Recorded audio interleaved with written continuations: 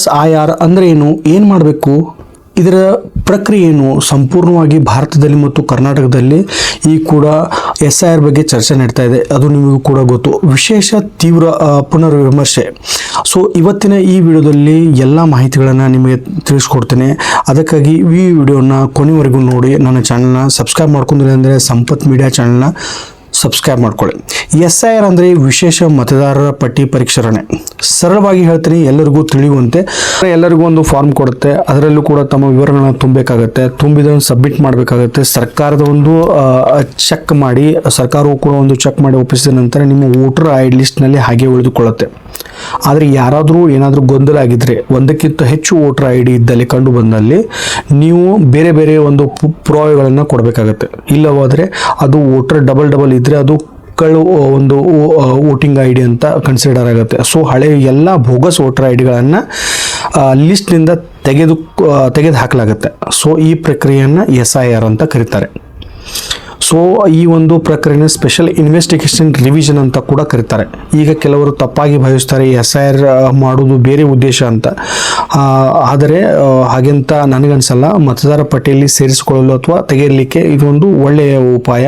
ಹೀಗೆ ಭಾರತದಲ್ಲಿ 12 ಒಂದು ಸ್ಟೇಟ್ನಲ್ಲಿ ಅಂದರೆ ರಾಜ್ಯಗಳಲ್ಲಿ ಈಗ ಆಲ್ರೆಡಿ ನಡೀತಾ ಇದೆ. ಕರ್ನಾಟಕದಲ್ಲಿ ಕೂಡ ಸ್ಟಾರ್ಟ್ ಆಗಿದೆ.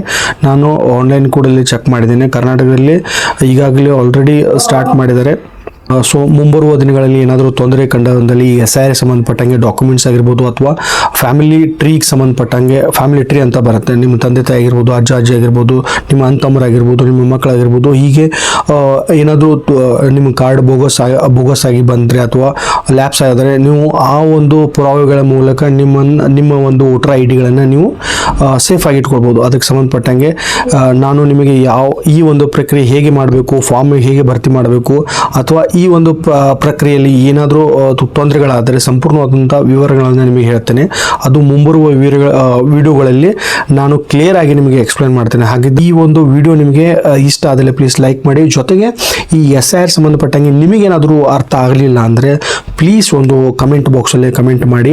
ಜೊತೆಗೆ ನಿಮ್ಮ ಎಲ್ಲರ ಗೆಳೆಯರಿಗೂ ಕೂಡ, ಕುಟುಂಬದವರಿಗೂ ಕೂಡ ಈ ವಿಡಿಯೋನ ಹಂಚಿ ಅವರಿಗೂ ಕೂಡ ಈ ಮಾಹಿತಿ ತಲುಪಲಿ ಅನ್ನೋದೇ ಮುಖ್ಯ ಉದ್ದೇಶ. ಮುಂದಿನ ವಿಡಿಯೋದಲ್ಲಿ ಇದರ ಬಗ್ಗೆ ನೆಕ್ಸ್ಟ್ ವಿಡಿಯೋ ಪಾರ್ಟ್ ಮಾಡಿ ನೆಕ್ಸ್ಟ್ SIR ಬಗ್ಗೆ ಏನೆಲ್ಲ ಮಾಹಿತಿ ಬರುತ್ತೆ ಅಥವಾ ಹೇಗೆಲ್ಲ ಫಾರ್ಮ್ ಫಿಲ್ಅಪ್ ಮಾಡ್ತಾರೆ, ಅದನ್ನು ನೀವು ತೊಂದರೆ ಆದಲ್ಲಿ ಯಾವ ರೀತಿ ಅದನ್ನು ಬಗೆಹರಿಸ್ಕೊಳ್ಬೇಕು ಅನ್ನೋದನ್ನು ನಾನು ಕಂಪ್ಲೀಟ್ ಆಗಿ ವಿಡಿಯೋದಲ್ಲಿ ಮಾಡಿ ನಿಮಗೆ ತಿಳಿಸುವಂಥ ಪ್ರಯತ್ನ ಮಾಡ್ತೀನಿ. ಸೊ ಮತ್ತೊಂದು ವಿಡಿಯೋದಲ್ಲಿ ಮತ್ತೆ ಭೇಟಿ ಆಗ್ತೀನಿ. ಅಲ್ಲಿವರೆಗೂ ನಮಸ್ಕಾರ.